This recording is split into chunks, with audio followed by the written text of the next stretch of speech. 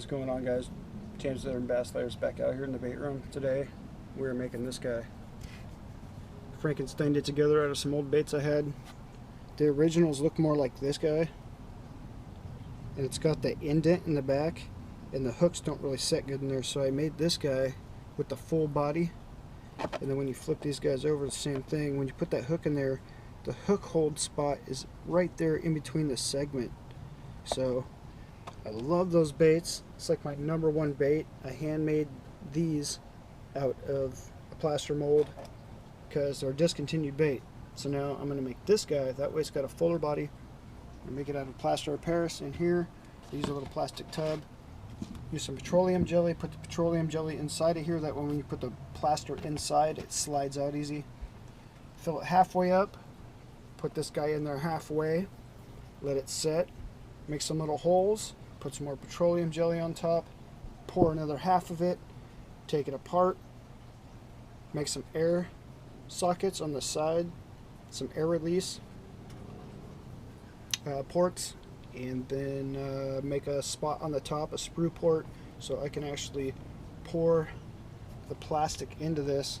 Now this guy's just big enough for this, and I found these down in the bottom. These were some of my originals that I was doing the plaster with. My last couple molds, I made them really skinny, and they broke.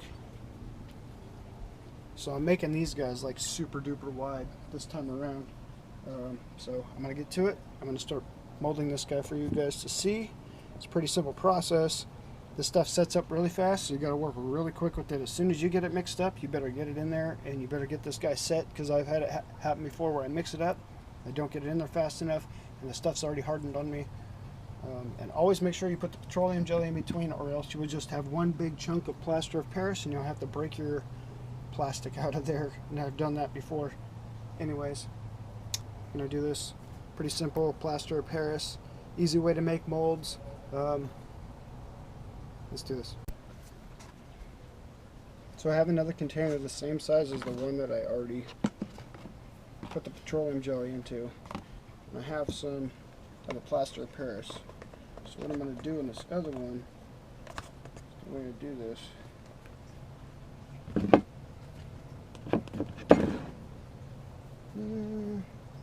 that's just about exactly enough.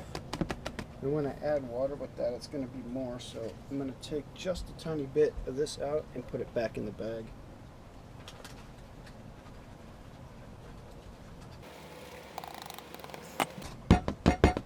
That looks a little bit better. Just barely. Alright, now to the next part, which is mixing it up, and this got to go quick. You do not want to put too much water in. You will ruin it. So I mix and barely put any water in. It's kind of like making pancakes or floor patch, if you ever mixed floor patch or made pancakes. If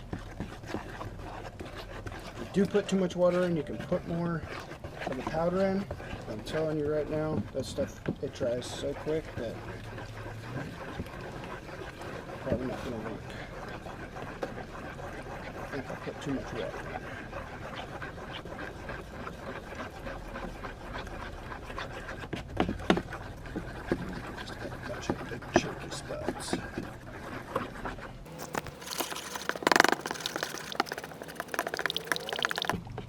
Sometimes I like to mix it a little bit runny because it gives you a little bit more time to work with it.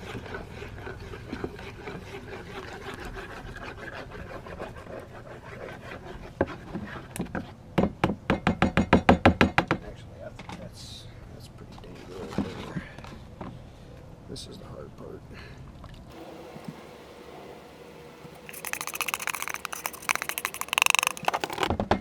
Shake it just a little bit to get some of the bubbles out. Don't have much time to do this. Since I mix this up really wet,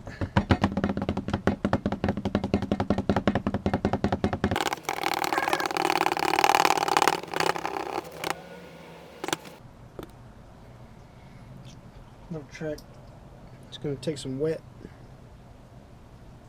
Q-tips. I guess it would help if I held the camera. Take some wet Q-tips and just run along here, and you can kind of smooth this out.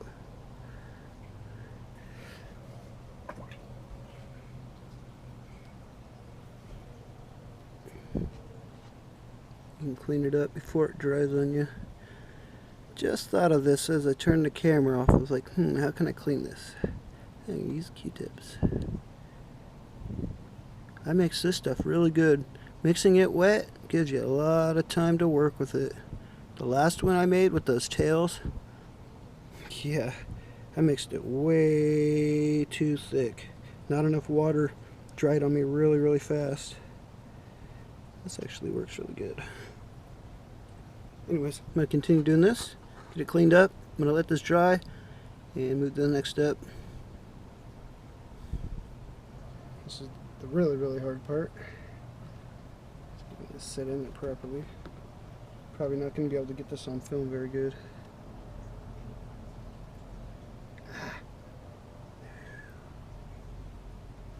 Come on, rookie.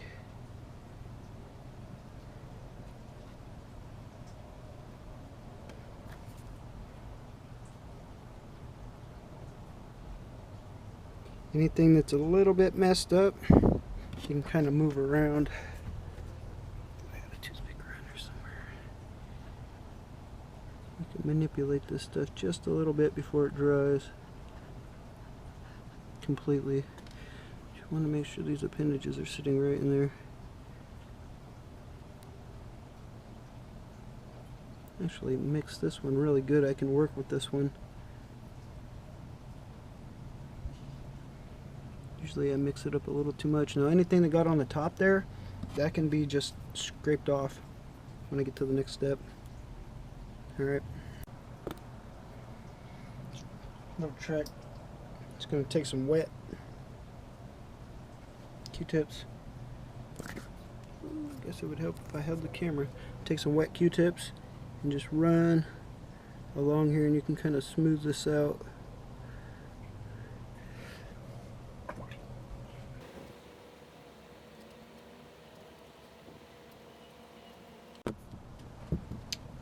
Next part, now that this is dried, it's just to take a regular old drill bit, and I just go down to the end of where it's rounded off, so you don't get squared off those spots in there. That's it. Just boop.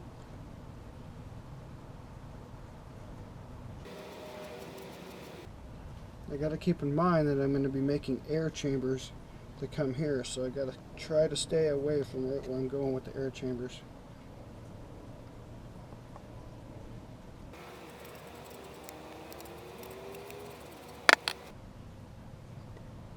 I think that's enough.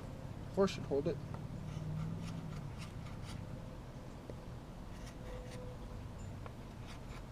Just like that.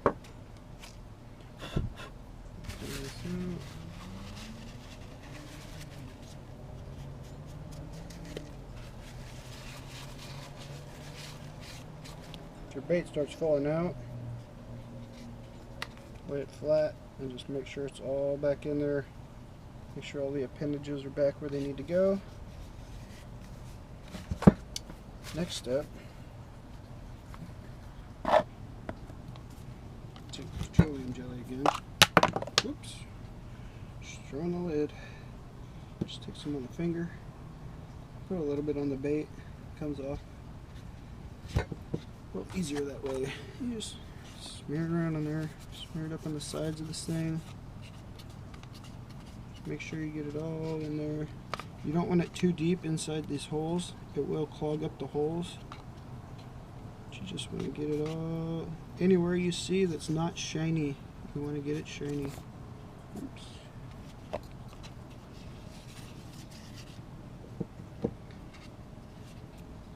Be kind of lenient with this stuff. You don't have to overdo it. I've overdone it before and got big globs on there and it shows up in the bait. Being really hot out here, it's I think it's 94 today outside.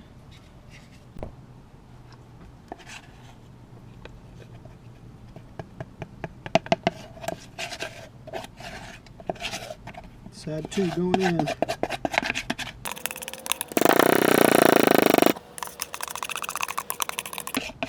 gotta work fast. Get it all nice and smooth.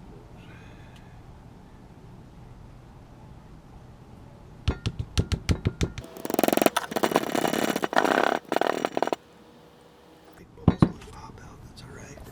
They're at the top. They might pop out, they might not. Sometimes you can just hit it with heat. If I had a torch, I could just hit it with the torch.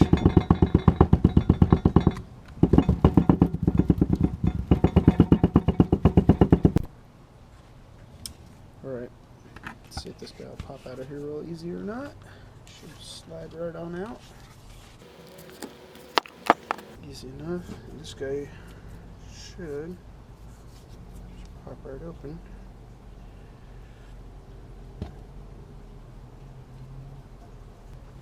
Sometimes what happens here, this plaster mold, you can see right here, it's over itself.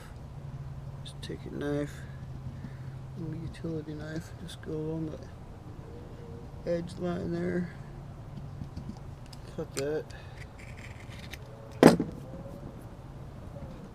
Same thing on this side. Sometimes the plaster will get in between and it will hold the mold together.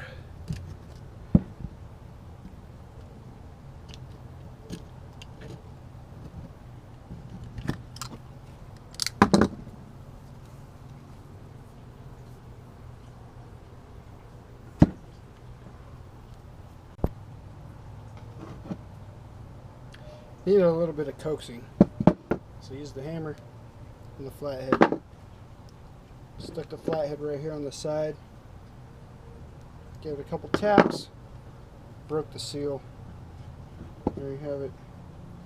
I can pull this guy out of here.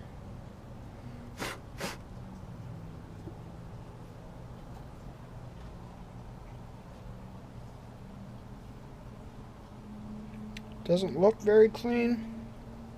It's pretty clean. You got the two sides. Now the next step, I'm going to cut little air chambers. And you got some spots like this. I can fill that in. Looks pretty good though. And then the other part will be to cut this, so this guy will fit in there. And then I can get to pouring these. Pretty cool. They're mass layers. Alright, so you got the big hole there, and I attempted to use the baking soda and the super glue, but it does not stick to the plaster. It just peeled right out. So I took that out. I'm just going to leave it, and when I pour it, if it goes in there, I'll just clip that end off. So what I did was I took this, I went around to all the spots where I felt that it would need an air escape. The air escapes out and it allows the plastic to go down into these spots. So you want to get the very ends of the appendages, and each one of those will allow the air to seep out, and it will allow the plastisol to get down into these spots. You'll have these little tag-ins on it. Sometimes you'll have to clip them off, or you can tear them off when you make these kind of molds, but it's alright. It's worth it. Now, next step is to drill at the top here, make the port for this, and we'll do that. Next step, so I got a bit, drill bit. It's the same as this, just about. So now what I'll do is find out where the head is on this guy.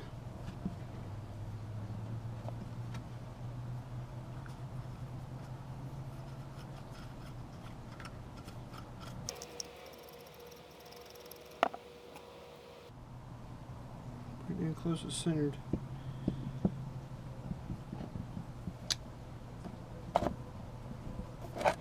So now what I'm going to do, get this a little closer so you can see.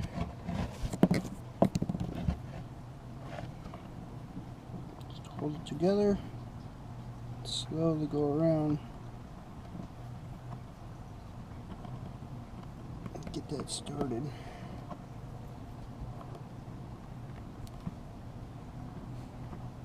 Just put pressure on one side at a time. Don't try to do both at the same time. Just one side at a time, and it'll go around in a circle. And you just keep winding it down.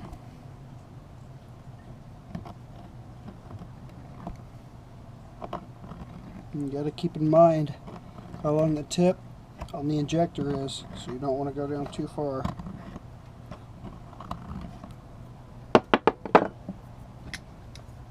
The tip of the injector is almost right there.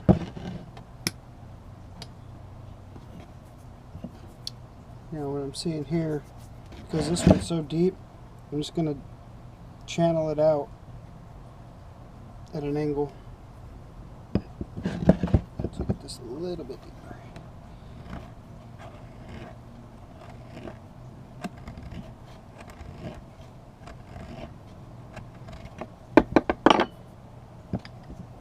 And the plunger fits all the way down in there. Go a little bit deeper. Go about 4 more turns. 1, 2, 3, 4, 5.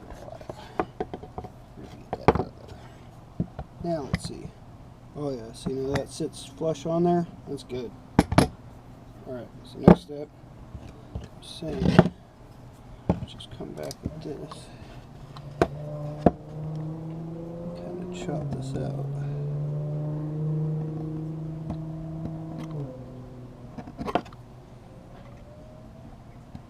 An angle.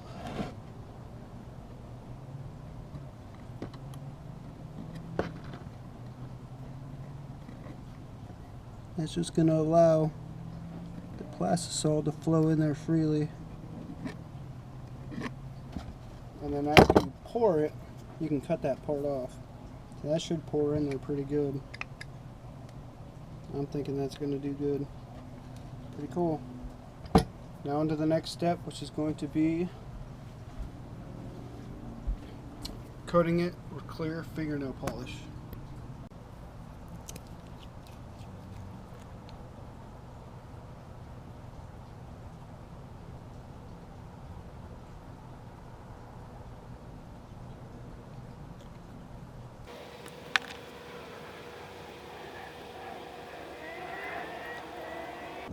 I'm going to take this and coat it all the way around this thing.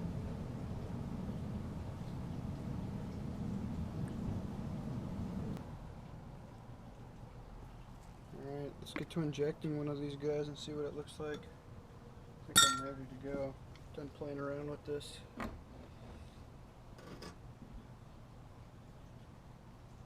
Let's try this so you guys can see this a little better. Actually, you guys can probably see this whole process.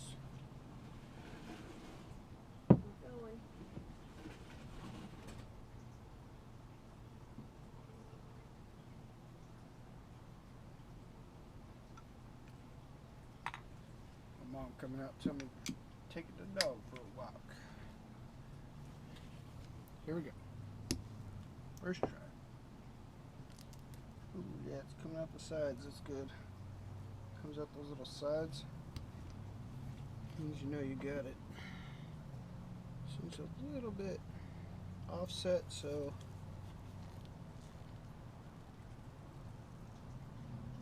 just hold it up there for a second.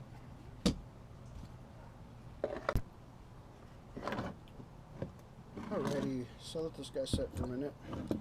Just pop these guys off.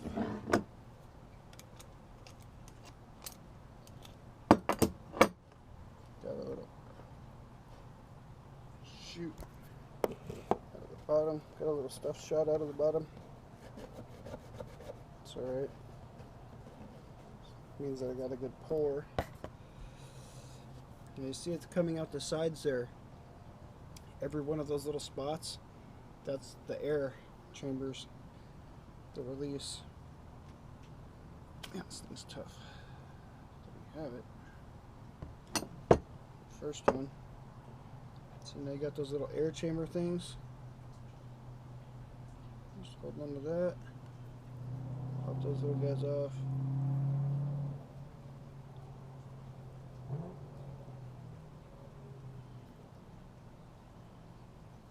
Throw them back throw them back in here. Pretty cool looking.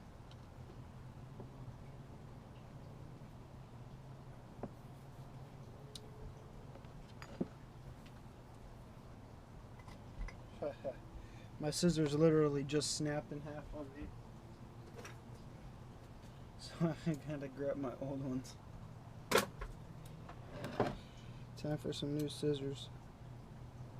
Clip that off. Oops, almost did that bad. Just clip that guy off like that. Let's see what we got.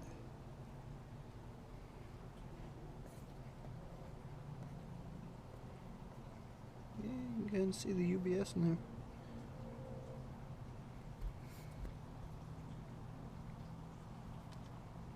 The mold's not that hot, so you get a little indent right there. Once you get the mold going, usually it takes a few pours to get molds going. I see a lot of other guys that do this. They, if they're pouring brand new plastic, they'll take old recycled plastic and they'll pour a couple times or inject into the molds a couple times and get everything really hot. I poured a whole bunch of Senkos the other day. I mean a whole bunch of Senkos. That was actually yesterday. And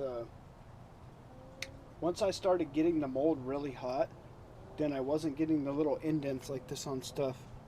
So just trial and error. Anyways, next step, take this guy out, go catch a fish on it.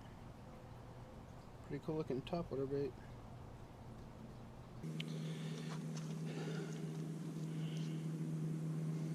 Alright everyone, I made these guys, UBS, my deer bugs. Get my hair off of there. I'm going to hook these guys up and I'm going to see if I can catch a fish on one of these topwater. Should work. We'll see in a second here.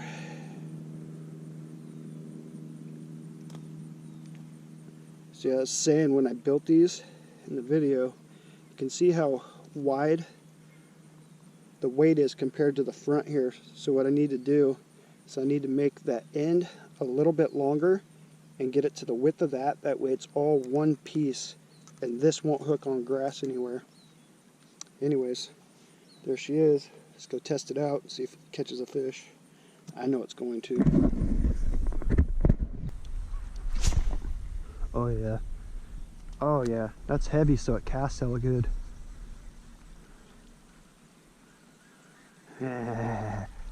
Oh yeah.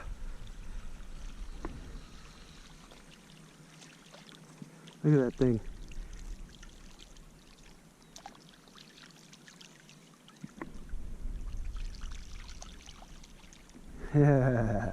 Yeah, that's gonna catch me.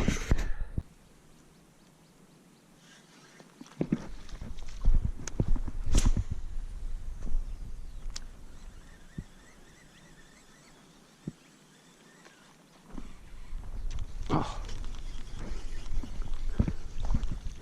That's just a little guy. Stole my leg. Alright guys, so I had 4 of these. And as you can see in that footage there, I missed a dink. In that same spot, I missed a really big one. Didn't get the footage. Of course, another fisherman's tale.